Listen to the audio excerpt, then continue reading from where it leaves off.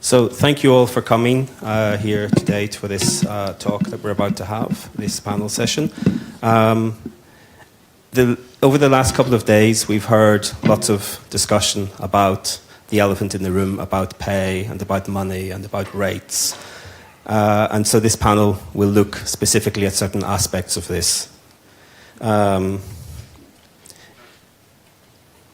And what I would like to do before we get started with the panel is to put up a Slido and ask you a certain question about whether you think freelancers and agencies can collaborate together on working practices and rates. Is it a possibility? Is it not a possibility?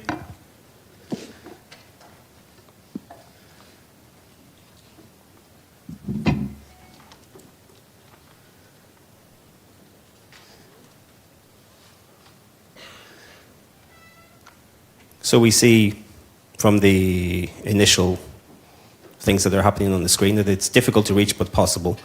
And so we're going to come back to this same question right at the very, very end and see whether your minds have been changed through the discussion that we're about to have today.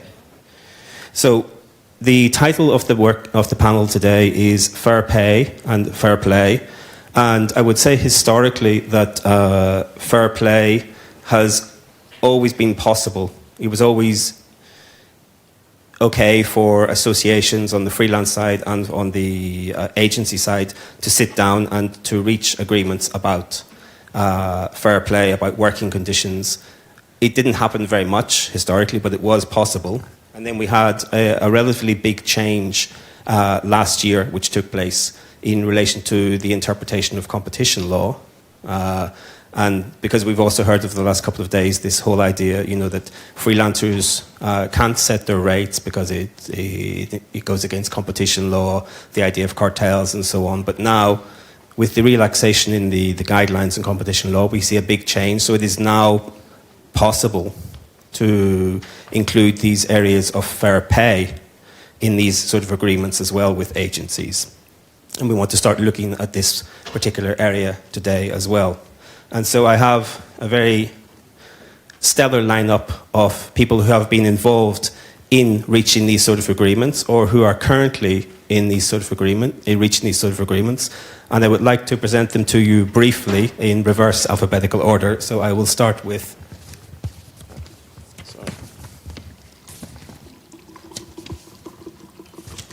Amarins Moos de Boers.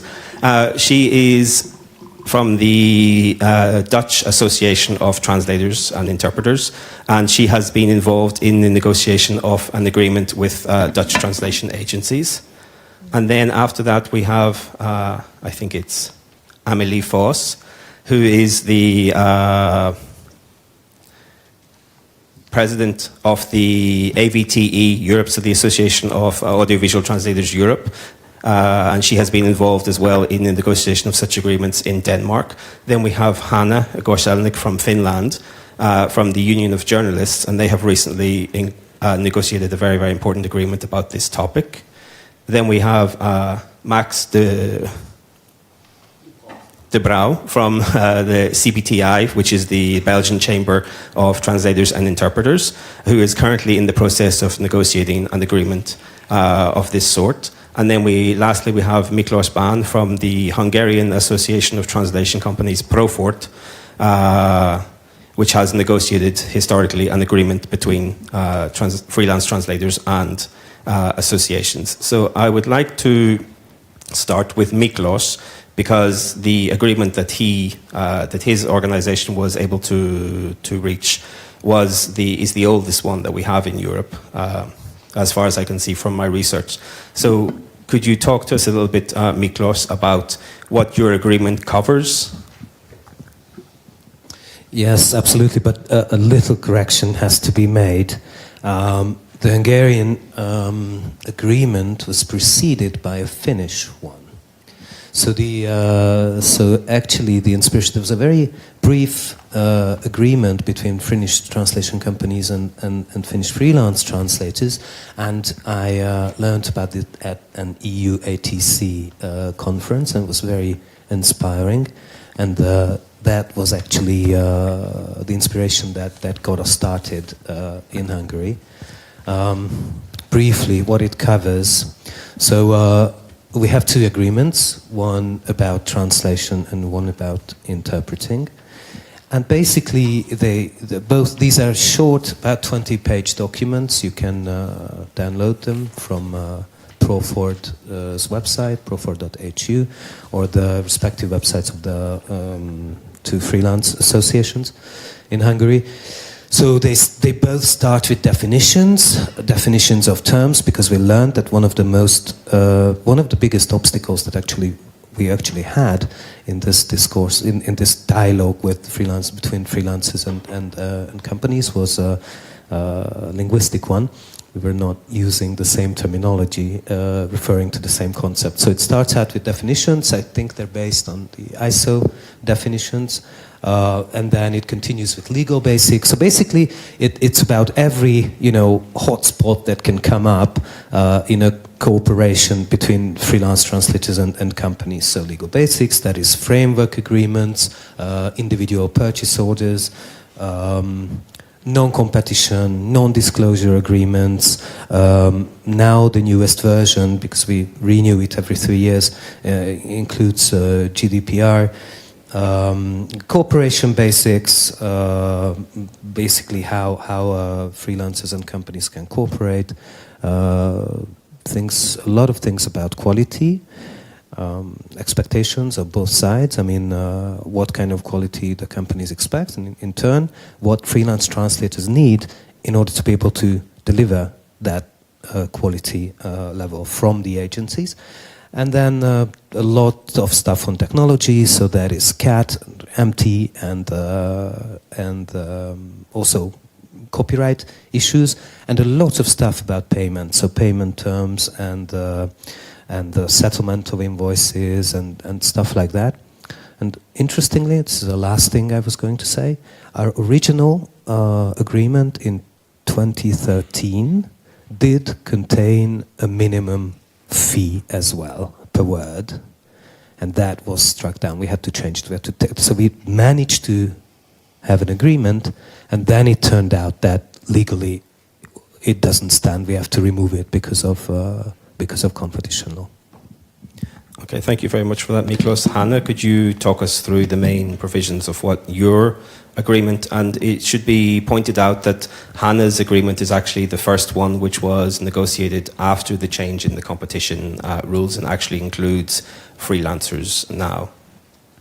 Yes, actually I start with a correction as well. I'm not a representative of a journalists union, I'm representative of language expert, which is actually a trade union for only language experts. But our agreement is for AV translation work, and what we've managed to have in that is that we have, it covers employed translators, employed freelancers, and now as well self-employed freelancers. And the scope that the agreement covers fees and salaries, also for self-employed freelancers. And there is additional remuneration for self-employed freelancers, and it is because the employers don't cover their pension fees or any other fees that usually employees cover. Then there are we've agreed about workload and copyright things, as well as remuneration for post-editing, or if you have to work in the evening or during weekend. And then there are remuneration for work that is extra difficult, or if it's done in urgency. So there are a lot of things that has been covered. And what I actually want to emphasize is that the fees for AV translation work, it is actually based on per subtitle. It is not per runtime minute, which is actually nowadays the case, that everyone actually pays the fees based on runtime minute. And I think that is very good. But we've had the contract already, or the agreement already a decade ago. Well, that was the first one was made a decade ago, and from the very beginning, we've tried to include the self-employed to the agreement, but it turned out that it was actually against competition law. But since the EU guidelines last September, we've basically had the opportunity to now include the self-employed, and that was our biggest goal.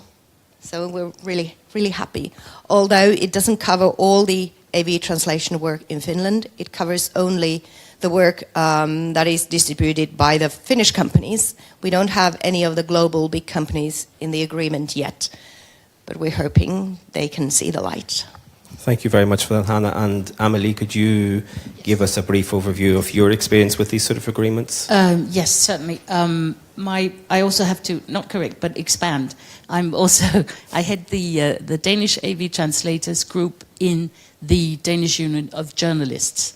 But I have not negotiated any of this stuff. The union does this on our behalf, which is a really big help. There's no way, the market is so small, there is no way one of our colleagues could participate in that and escape unpleasantness of some kind. Even though everybody gets along, it's just not good. So the union has I think what's characteristic of the Danish market is that the union will do agreements from company to company.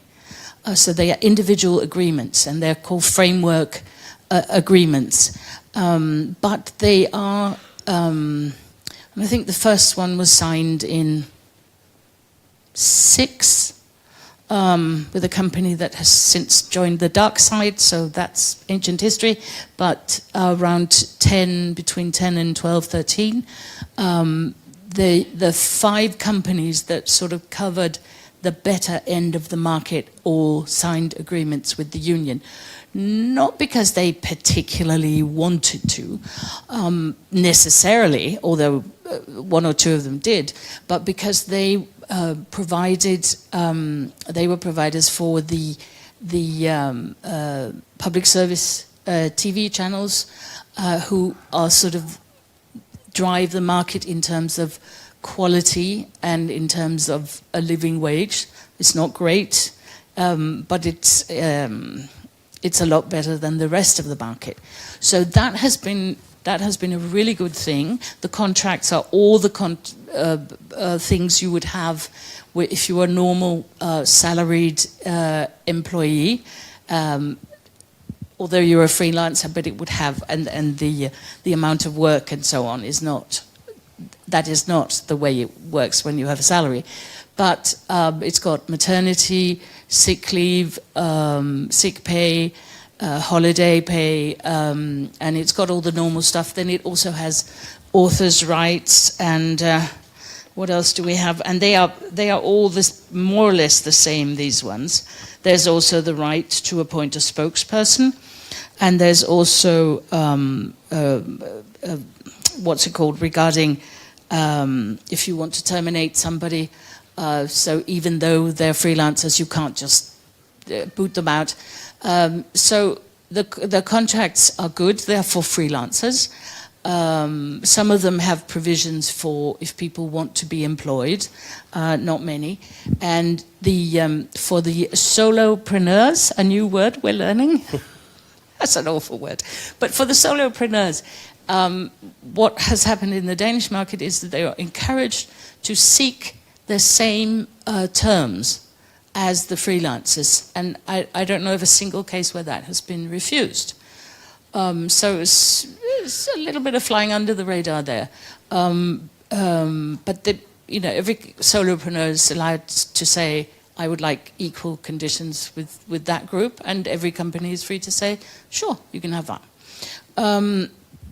And then, so that has meant there's a portion of the market that is interested in quality, and that is interested in paying a living wage because they want to hold on to their freelancers. And that has been a state that has been stable. It's not great. Wages are not going up in real terms or anything like that, but it has been stable and it has been doable and workable. And the other end of the market, and these are all Danish companies, of course, one Swedish. So one international company, but the rest are Danish companies. The other end of the market, we have the international company, the big international companies, and that fees, working conditions are in sharp decline and have been for the last many years. And we also are in a bind in a way because the fees are so much lower than is paid out by the companies that do have an agreement. And of course we can't have an agreement with somebody who pays a third of what the company that pays the living wage pays out, because that would be ridiculous. You know, it would be absurd. You can't do that. So that is a huge problem. But we are trying to come to sort of have understandings with them. You can sign an MOU with someone, or it's not easy. They don't tend to take it very seriously what's agreed. You will be doing this and we'll be doing this, and they don't seem to take it very seriously. But nevertheless, we try a lot. So in that sense, Denmark has a long tradition of getting on with it and getting these agreements. And I think it's because also the Danish Union Journalist has been very, very active about organizing the entire media market. And they have long-term agreements, of course, in all kinds of media houses and TV, press, all that. But they also thought ahead and said, anybody who produces content for the media, we will organize. And I think that has been a big help. So that, of course, is in sharp contrast to a lot of countries throughout Europe. But I don't know how much time we have to get into that. There are some very good agreements in France, of course. We would all like agreements such as they have in France. They don't cover the entire market, but for the most part, it's very well regulated. And then there are other countries where the new recommendation that solopreneurs are allowed to bargain collectively means that any country who wants to make that law can do it. That's great. That's what happened in Finland, right? We didn't have to change it. You didn't have to change the law. Perfect. I think in Denmark we would actually have to change the law, but it is now very easy to do. But in a country like Slovakia, as far as I understand, it is part of the constitution that a freelancer is the same as a company. I think it's really embedded there. So the picture varies widely throughout Europe. Yes, I think it's true. It does vary very widely. And to have a different perspective now from another country, I'd like to get Amarins to say something. So what they did in the Netherlands was they took the Hungarian model as a basis and then they renegotiated. So I'd like Amarins to talk to us a little bit about how that process went of building on an existing model and whether there were any difficulties and also what sort of things you actually ended up agreeing.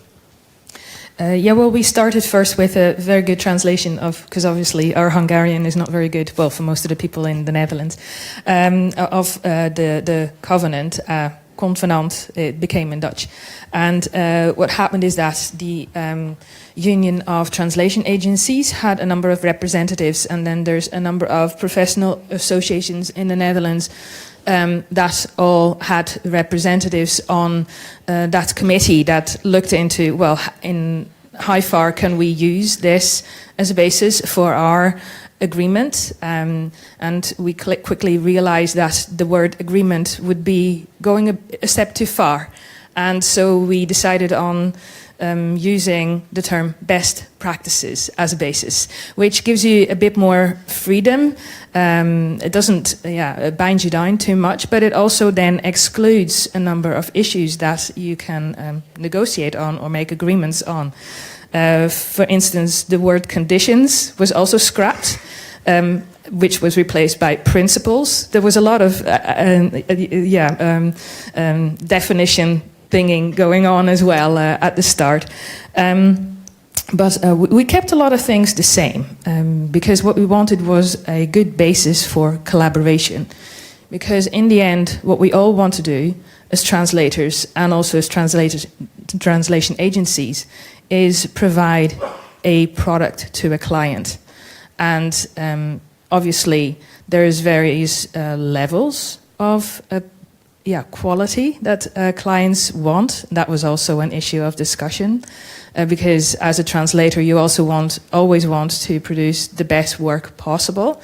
And sometimes agencies goes like, well, fit for purpose.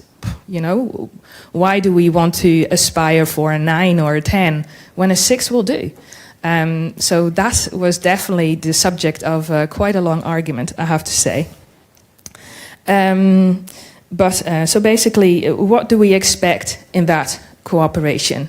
What can the agencies expect from us in terms of dedication, deadlines, but also what can we expect from the translation agencies in terms of documentation that we receive? If we have to translate a 5-page document, why are you sending me 200 pages of backstory and previous translations? Do I get paid to go through all that? If I'm not, then don't send it to me. Just send me what is necessary for me to do that job. The same as well, if you are sending me a translation memory and I use it, and then at the end you say like, well, there was mistakes in the translations, but they can be traced back to the TM, you know, where's the responsibility? So we had to make some, we had some discussions about that where the expectations and the liability for certain issues was at.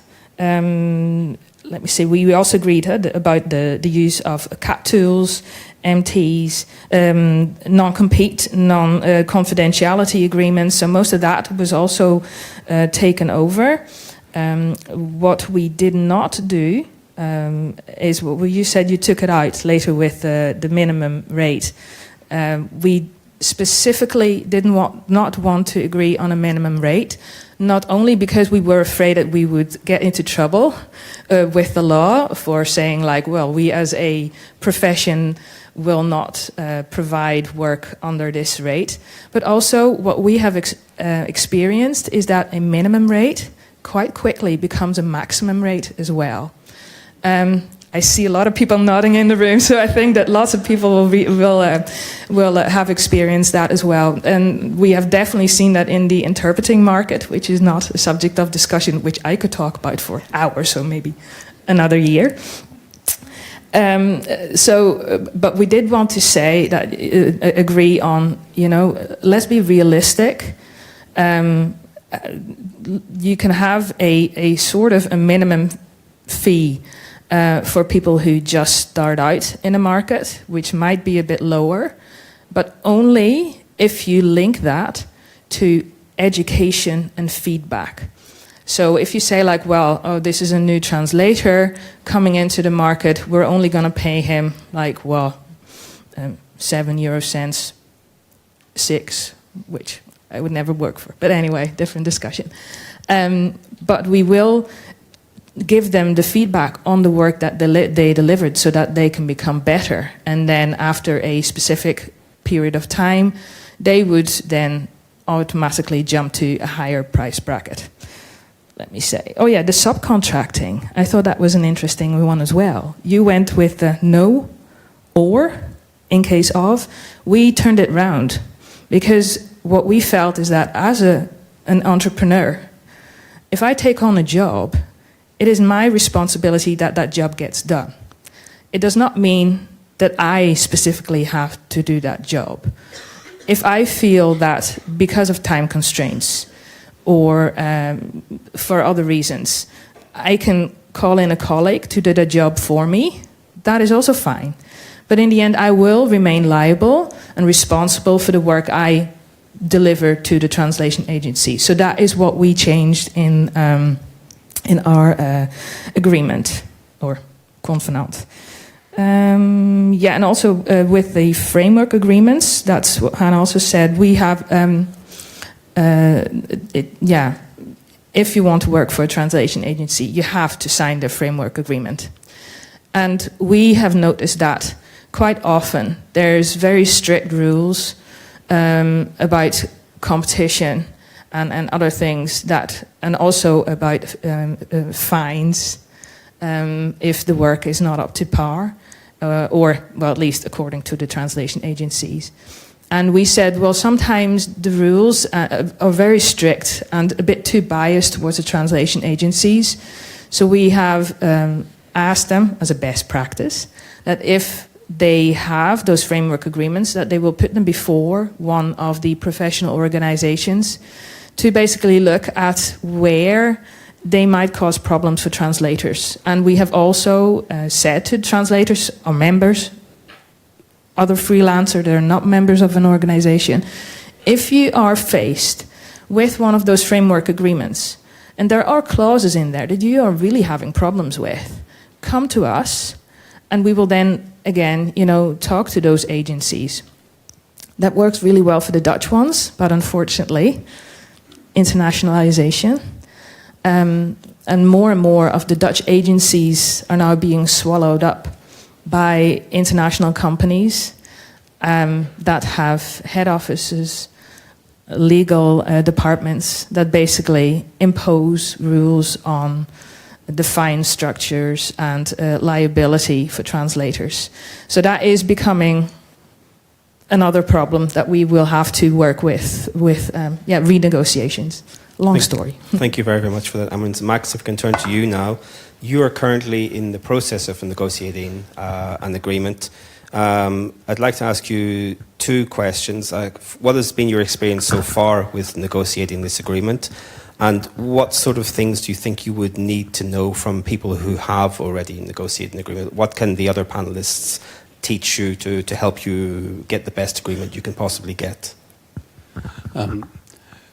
So we are in the process of it. We had 2 meetings with a dozen agencies who seem to be interested in having such agreements, because actually the market is very unstable. Belgium is a different market compared to other countries due to the fact that even if it's a small kingdom with very complicated politics and stuff, it's also a country with a lot of linguistic come together. We have all the international institutions, and we have decided to start to work in the field of interpreting, because the market is easier to grasp at, and also because in Belgium, translators tend to have more private clients, direct clients, and so the agency part is just part of the market. Whereas for interpreters, actually you may consider that there are about, we estimate about 1,500 freelance interpreters working on the Belgian market, which is a lot. And probably about 80% of the market, or the private market out of institutions, is in the hands of agencies. And indeed, there are mergers, there are smaller agencies are being swallowed by larger ones, and they become more and more international, which leads to a disbalance of the market. And also the fact that the interpreters themselves work for so many different agencies, there is a dissymmetry as regards bargaining power from one individual freelancer and these agencies that become even bigger. So this and also AI, which is another field, are 2 reasons why there are no more interpreting students in the universities. and there is a shortage.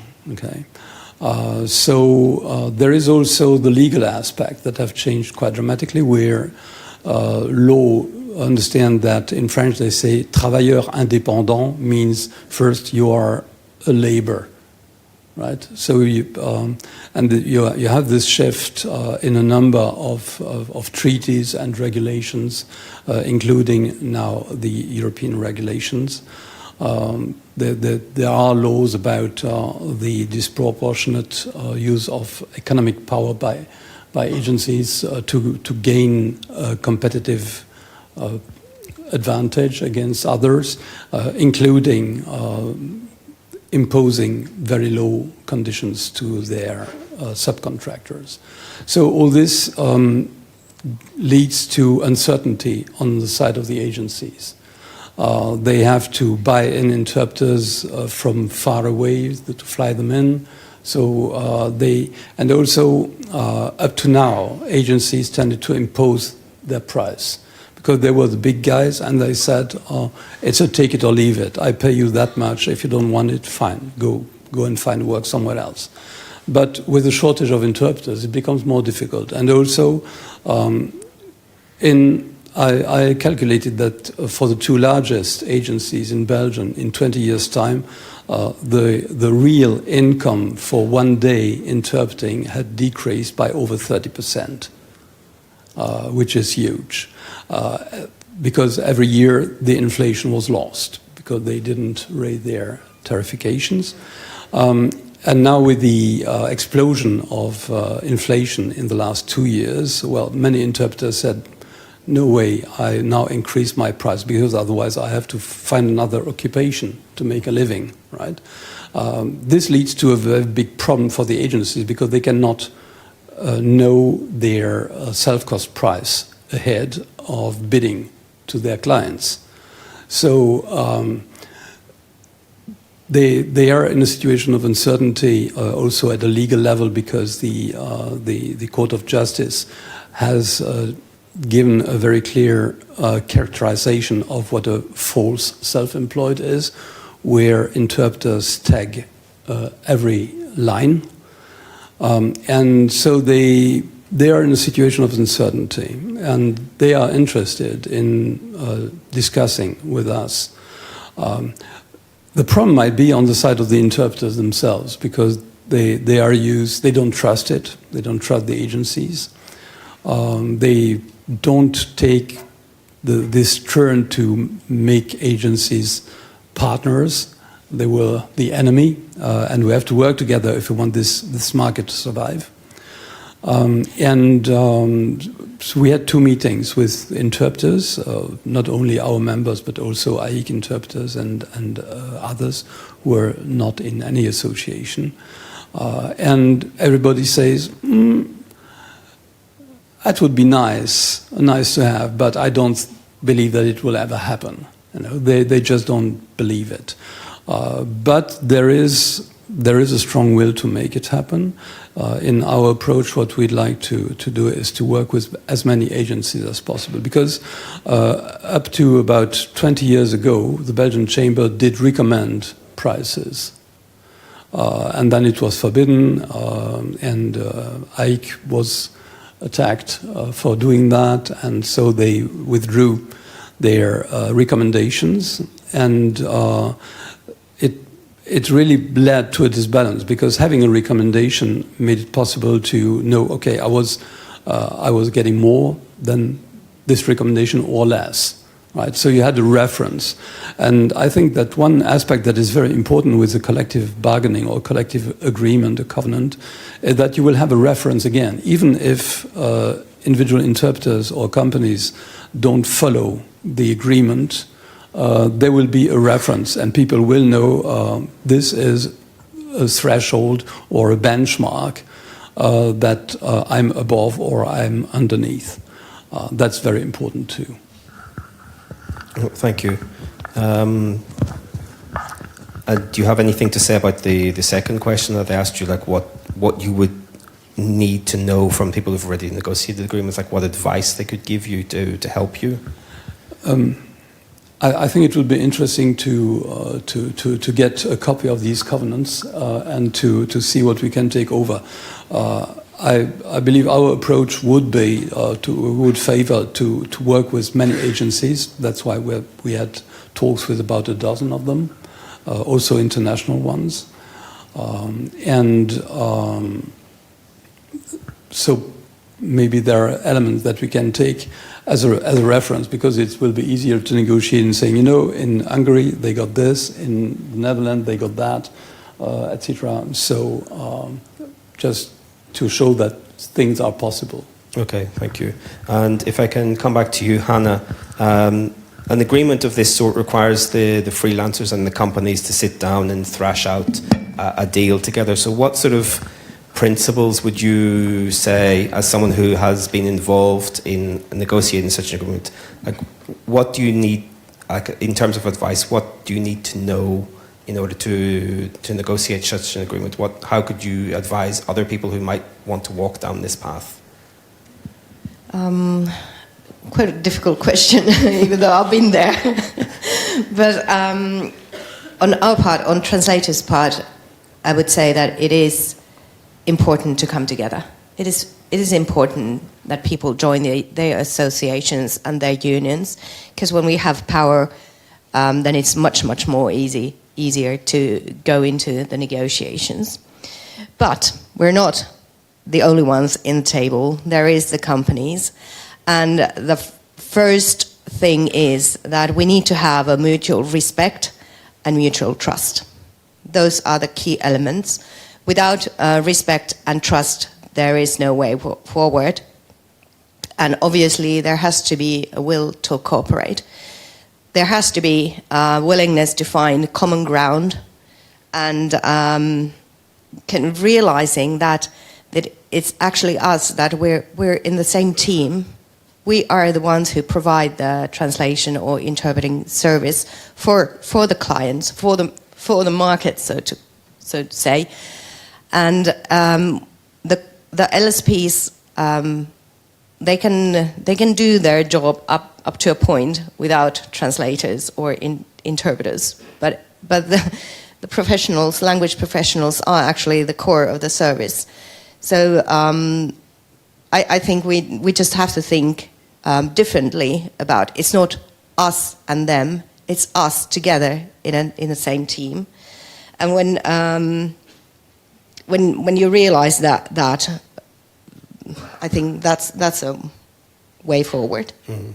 And Miklos, could you come in on that same question? Yes. Well, if you ask me what were the main difficulties or obstacles reaching the agreements, I would say it's two things really. Yes, trust is very important, I agree, but how is trust born? Like, trust doesn't just come from thin air. And my experience was, when we started this, there was a really terrible climate in Hungary. It was real animosity, like distrust. It was a jungle really, and lots of things had to happen. But it's an entire different story. So just naming the two most important things that had to be overcome. One was a terrible knowledge gap. So the two sides didn't understand each other, partly because they didn't know a whole lot of things. So for instance, in this panel, I hear what was that? It's non-subcontracting. So basically saying that, it's just an example, that if a translation company signs a job to a translator, if that person maybe doesn't have the time or has other jobs, why can't they, subcontract, like give the job to a friend, they know that they work well, they will vouch for the quality, etc. This is fully legitimate. I fully agree with this from the translator's point of view. And on the other hand, this comes from not knowing that translation companies have agreements, have contracts with their clients, which state the exact conditions that the companies must have with their subcontractors. And if the company, I mean, the added value of a translation company is that it's not just throwing in translation jobs in a black box and just takes out what comes out in the end, not knowing who's doing it and how they're doing it and what tool they're using. And we have to have, single contracts with the same terms with every single, participant in the process. This is not something that you would know if you're a freelance translator. I mean, maybe you know it, but maybe you don't. So there are lots of things like this that makes seemingly legitimate claims just impossible to meet. And these conversations have to be had in order to reach agreements. And I could name things from the other side as well, like how companies are, fully unaware what it is like to be a sole entrepreneur and how it is different. So first, the knowledge gap. We have to have the conversation. We have to understand how the other side works. So that's one thing that may lead to more trust in an optimal, world. And secondly, what I had to struggle the most with was not with the freelance translators, but with the companies, because when we sat down to negotiate with the freelancers, I tried to manage the expectations of my own association and tell them, look, if we go out there to negotiate, trying to maximize our gains, it's never going to happen.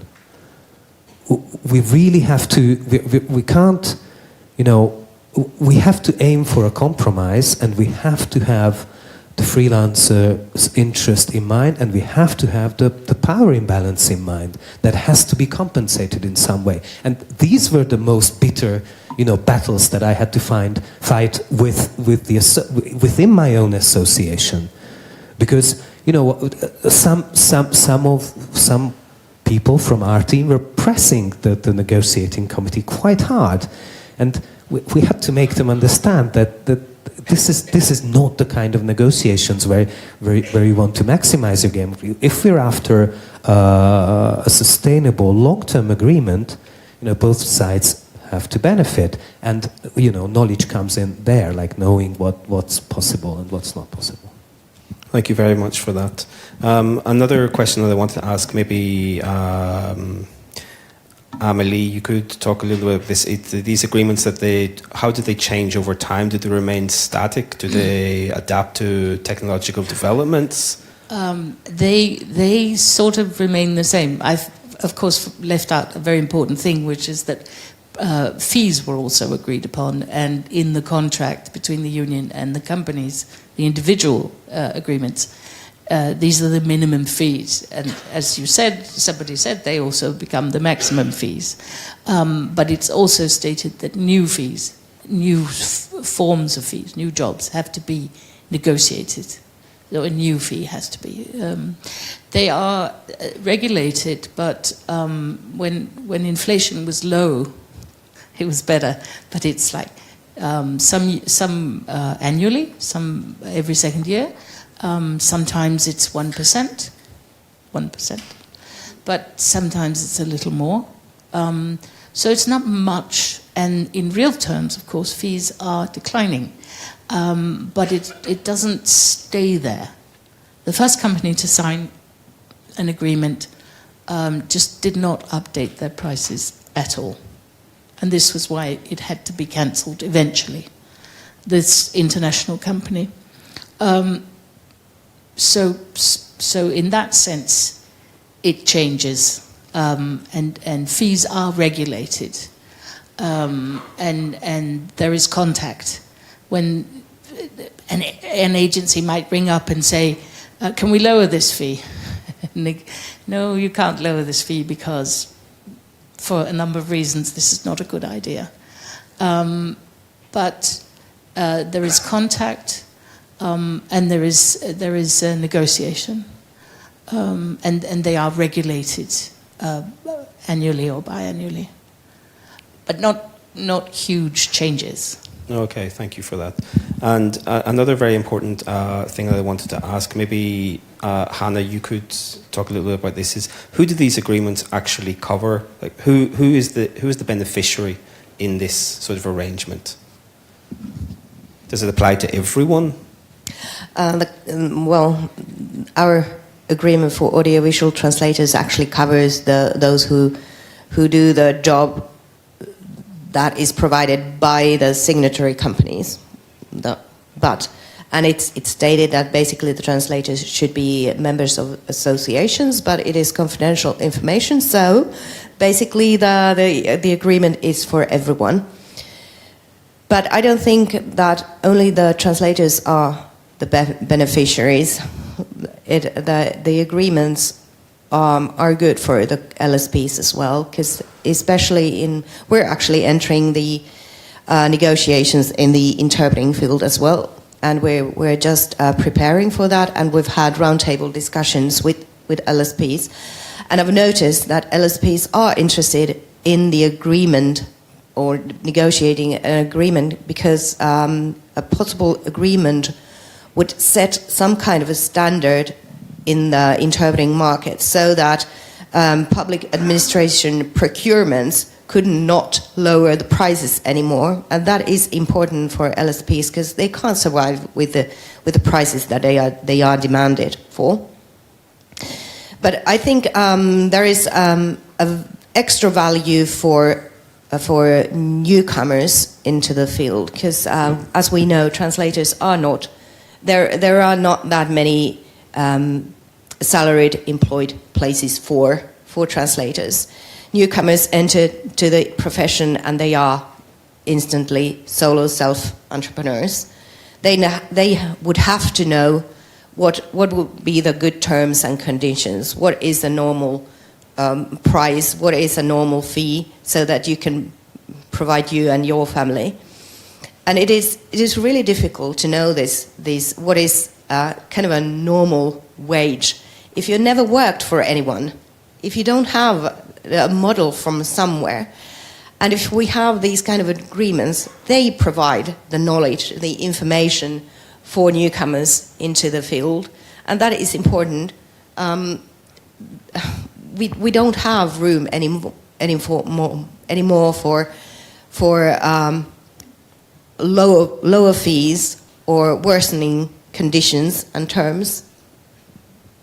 Thank you very much for that. And Amarins, could I ask you, from your experience in the Netherlands, what has been the impact or the effect of this agreement for freelancers? Has there been any real improvement because it was negotiated? And also, how did the freelancers view the agreement? Well, let's say skepticism was the main feeling among many of our members, and they were like, well, let's wait and see what happens. And just because, I was coming here 2 weeks ago, we put out a question to our members and said, so, have you noticed a change? Well, no, we haven't noticed a change for the good, but we have noticed a change for the worse. But I don't feel that is because, obviously, of the covenant, but because the last 2 years have been, for all kinds of reasons we are all very much aware of, very difficult for the market. And there have been quite a lot of LSPs who have indeed, what Amelios said, come back to translator and say, we're suffering so much from inflation, can you please reduce your fee, your rate? And as if we do not have to pay higher prices in the supermarket. Yeah, we'll just, bake our own bread and pick apples from the tree. But in that way, the results that we are getting back, the feedback we are getting, is that the LSPs are, stretching the limits of the agreements that we have, and we now realize, okay, we have to be a bit more strict about rates, and maybe do enter into negotiations about, yes, we do want a minimum now. And now with the new changes in the law, I think we are ready to start that battle. Well, thank you. And Miklos, could you say something about how you see the LSPs, how these agreements have impacted the LSPs? Yes, but I would love to react a little bit to what I heard. So I just want to warn that these agreements can indeed lead to worsening conditions. They really can.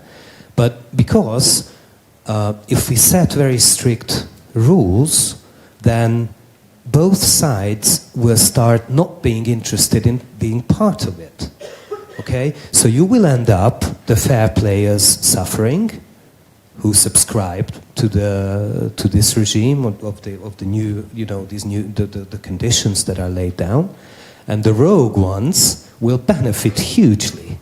So by setting the bar, if you will, too high, you will end up with fewer buyers taking part. So unless you get your government to force the entire market in one direction, if you set the bar too high, you will end up companies getting out of this, the buy side getting out of this and not being interested. And the same is true about the freelance translators. This is what I said when I said, look, to my own colleagues in my association, look, if we want to force really strict rules on the freelance translators, okay, maybe their association will sign it, and their members might abide by it, but their members might, very soon realize that they are in a competitive disadvantage and will not want to be part of it. So, I would be really careful also with the kind of language that we use about each other, how one party is whining and imagining that the other party doesn't have to eat. This is really not the case, and I think it's worth it to be more considerate. I mean, if we're serious about this being an ecosystem, and we're serious about being, we have this slogan in Hungary, it's, one language industry. This is the hashtag we use, that we're one industry and we're all part of it. So how it impacted LSPs? Well, we had, I think in Hungary we had very beneficial effects, but we started out really low. I mean, we had a war practically when we started this whole thing, and it's very different now. So, for instance, anything we do as the LSP association, almost all our events are sort of co-organized with the freelancers. We're pushing this agenda of being, actors in the same industry very, very hard, and I think it's very beneficial. Because, okay, freelance translators will understandably want to earn more, and companies will have to understand this. By the way, in Hungary, we've just had a survey with the inflation and also some tax changes, which were very unfavorable to freelance translators and solo entrepreneurs in Hungary. We had a pretty significant rate hike, and I don't think that would have been possible before these agreements, simply because of the climate that we had. Thank you very much for that, Miklos. So in preparing for this panel, when I had my conversations with all of you, one of the words that came up an awful lot was empowerment. So maybe if Amarins or Hannah, could you talk a little bit about how you see these agreements actually empowering the freelance side? Well, I think most of the empowerment also came from getting the professional associations together. Because obviously, as an association, you're also competing for the same membership a bit. But what we realize is that, we can only be a force if we are together, and there has to be a certain solidarity, there has to be trust, there has to be transparency, and you have to show that you're all on the same team. So that is something that has definitely helped, but it is a struggle because translators are very much solo entrepreneurs. We decided to go freelance for a reason. We don't really want to be a part of something like companies work for a boss and all that kind of stuff. But I think it is becoming more and more clear, and that it is important for translators to join an association, to play a role, to voice your discontent, but also to learn more about the possibilities that all those, what we talked about yesterday, about the challenges of AI and everything that technology throws at us, but also has to offer us. And there the associations can definitely play a big role. So we have to join forces in that way. Say more? No, if we're running out of time. Okay, so we'll move on to another question that I had specifically for Max. Someone earlier in the panel mentioned about the competition authorities. I know that you've been dealing with them to try and make your agreement happen, Max. So could you say a little bit about the role of competition authorities in relation to these agreements and how important it is to interact with them? Yes, actually, we have not signed or had a collective bargaining of any kind so far, as I said, but we have developed a charter of good practices, and we were ordered by the Belgian competition authorities for that charter, who suspected this charter to be an agreement on working conditions and stuff. And what happened is that when they saw it when we explained what it was about, they were quite positive about it. They also know, even if they have some delay, they know that there is a change of paradigm in European law and that they will have to adapt and consider solo self-employed like workforce, not only like large companies. We talked about with them about our prospect to have a collective bargaining and a covenant with agencies, and they said, well, you can develop a project, please, when you have the project done before even bargaining, send it to us, and we will check it to see if it's lawful and if it holds the road legally, which is an asset for us because it showed that we are considered like a real representation of the industry, and it will help us to be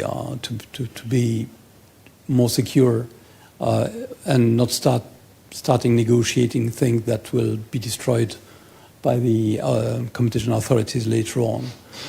So yes, it's very important to also have a good contact with these authorities, and I believe that as the change in European law is, or in the interpretation of European law is quite recent, they also are in a new field of happening or action, and they will have to adapt. So in Belgium at least, they were quite positive about exchanging with us on this. Yes, and yesterday we had an online workshop where some of the speakers looked at the situation in Slovenia and Croatia, and they followed a quite similar path where they interacted very early on with the competition authorities and were able to explain the entire situation and get them on board and behind the project of working towards a collective bargaining agreement of this sort. So I realize that we are running out of time and that I have like 1,000 other questions for the panel, but maybe if we could put up the Slido poll now and see whether there's any change in the responses compared to the first Slido. And then after that we will go to questions from Slido and from the room.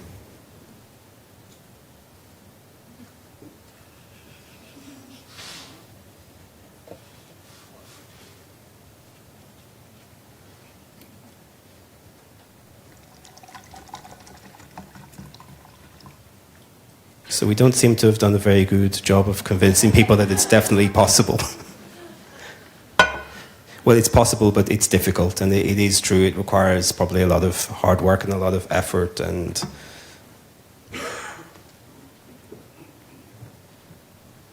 John, may I ask, maybe FIT would have a role here?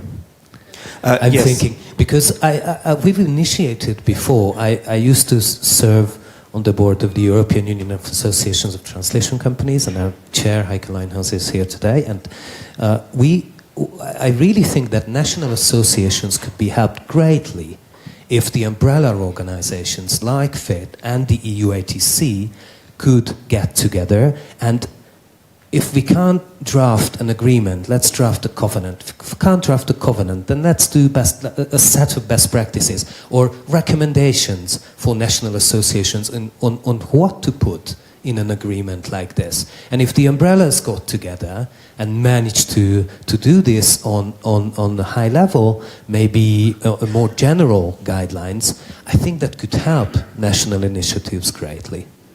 Yeah, also because of the international character of the market.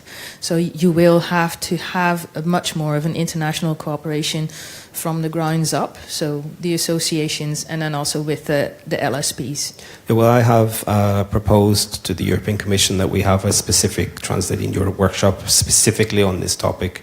Like, what is the role of the larger European-wide organizations in this? And what do we need to take into account? And what are the principles? And what are the guidelines? So we can give the advice from a higher level to all the national associations. So we very much hope that that project will be able to go forward. So do we have any questions from the room, from the floor? I can see a gentleman there with a blue top and glasses. Yep. Hello. I want to talk about AI, but specifically from the negotiation perspective. Did you know that we now have technology out there that allows to negotiate conditions at scale? So basically, it's now technically possible to have individual negotiations with each of the 500,000 linguists for each individual translation assignment on which conditions they would be ready to accept in terms of payment, etc., etc., etc. So it's currently used mostly by, really large corporations and totally unrelated to translation, but eventually it will probably trickle down to this industry as well. So I'm wondering, what are your thoughts for that kind of reality? And I would love to hear briefly from each of the panelists if possible. Thank you.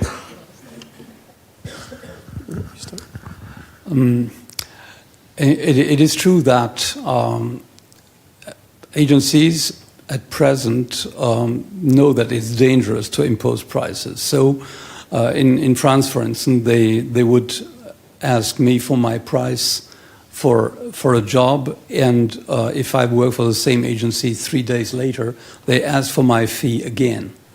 And they're supposed to do so, because I can change my fee in the meantime. The only way so far for agencies to work is to work in mathematics.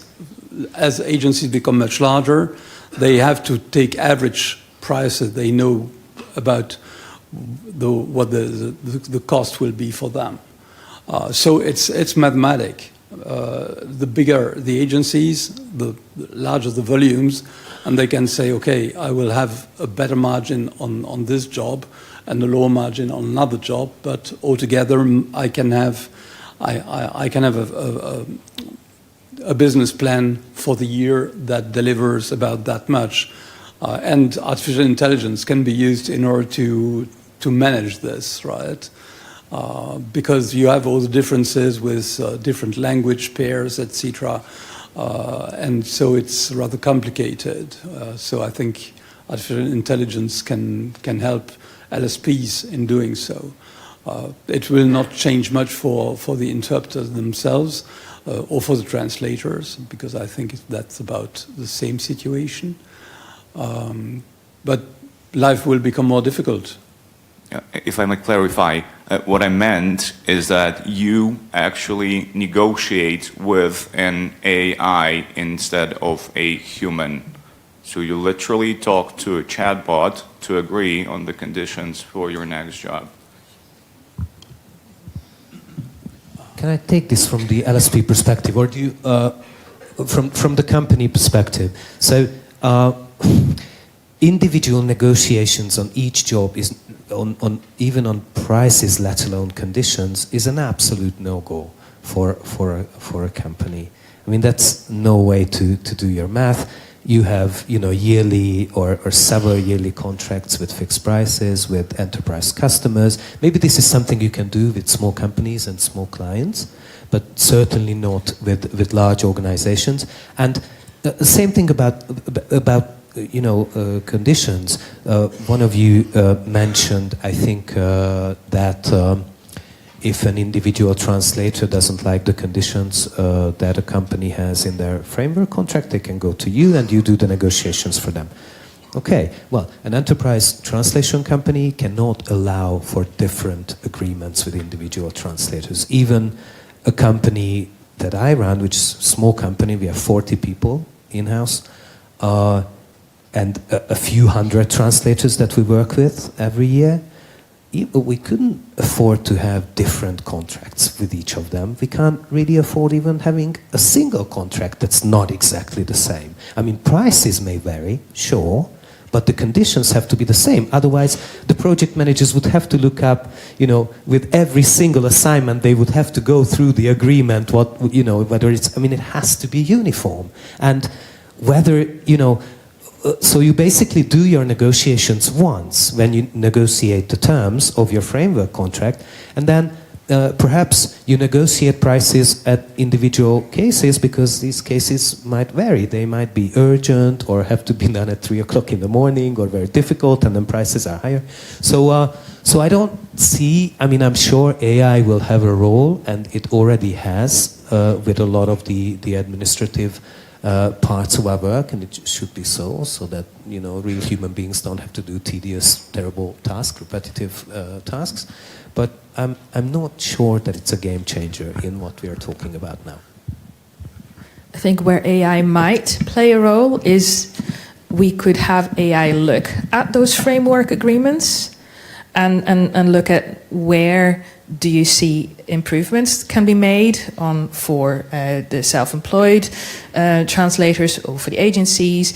In how far does it follow international law, European law? So I think maybe that is where AI can play a role, because bigger companies, they have legal departments and they can put all nice clauses in there, but that doesn't always mean that they are actually legal. Because we have,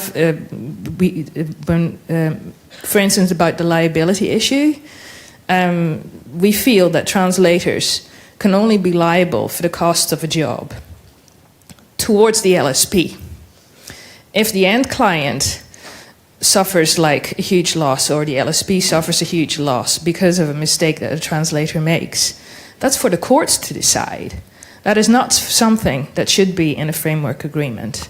So those are things where you can ask AI to look at, okay, what should be in a framework agreement or in a PO, and what should be left to the courts. Maybe that's where AI might play a role, I feel. Okay, can we take some questions then from Slido, because we're down to our last 5 minutes. So the first question, do you think that young professionals should receive more information regarding fees as they enter into the language industry market? Amélie, would you like to take that? Yes, I certainly think they should. But it's all connected with joining your local national association or union as well. But yes, they very often don't know what they're getting into. Or they think this is okay, but that's because they're 21 and you don't have the same expenses as you do later on in life. It's very simple. We try to get to them to talk at the universities where they still have some language education going on, talk to students and so on, and we try to spread the word. It's not... We can't necessarily say what an individual company pays because the rate cards are usually confidential. They are competitors after all, so we can't go around saying, I don't know what the various companies pay either, only what my clients pay me. But yes, it's very, very important that they know that and that they can put it into some kind of context, because they're very young. And their minds are not on, will this be a living wage in 10 years? Or how will my expenses be in 10 years? Because, 20, remember, 20? Just a quick one on this, may I? Of course, There's a death trap here. So I heard this very often at Hungarian universities. from the professors teaching these young translators that they have to charge the same rates as their older counterpart, etc., because otherwise they're undercutting their colleagues. So there's a lot of moralizing going on about this. What this leads to in the end is that the freelance translators that are on top of the status quo, who already have the contacts, who have the experience, they're telling young people who don't, and whose work is just simply not worth as much. So if you're an interpreter for 30 years and you've been in the booth for so long and you're great and you have the experience, you have the contacts, you've got it down, it's your profession, your work is worth more. And if you're telling these young people that they should charge the same, you're telling them that you should not get work. You should keep the work for us who are sitting on top. So I think this is really dangerous. And so this is why in the Hungarian agreement we have a part about reduced fees for beginners. And it lays down that, yes, companies can pay lower fees to young translators and beginners so that they gain experience. In exchange, though, so this doesn't come free. This is not just cheaper price. In exchange, the companies will have to provide extended feedback and more information and sort of give some input to these young people to be able to grow and to be able to develop. So I think this is very important to not to tell young translators to charge the same. Tell them that it's okay to charge less as long as they are benefiting and they're able to develop themselves. Okay, we're rapidly running out of time. Very quickly, can I just say, on behalf of I can just talk about AV translation, but the thing is that freelancers pay for their own training, their own practical experience, because the fees are the same, but you're young, you're inexperienced, it takes you a lot longer. From the good the clients won't notice any change because the good companies will make sure that their young, new AV translators get the feedback, get the training, but at the bad end of the market, there is no training because the LSPs don't know anything about subtitling or dubbing themselves. There are some very bad actors in our field. So it is very complex, but I think we should also remember that freelancers pay for gaining their own experience. Thank you very much. And unfortunately, this is a very, very hot topic and lots of things to explore. Yes, just say a word. One word. One word. This will work when agencies understand that and clients understand that they buy a service and a quality of service rather than a price. Thank you very much for that, Max. And I hope that we have the opportunity to continue this very, very important discussion and debate in lots of other fora in the future. So I'd like to thank my panelists very, very much for their contributions and the audience for their questions.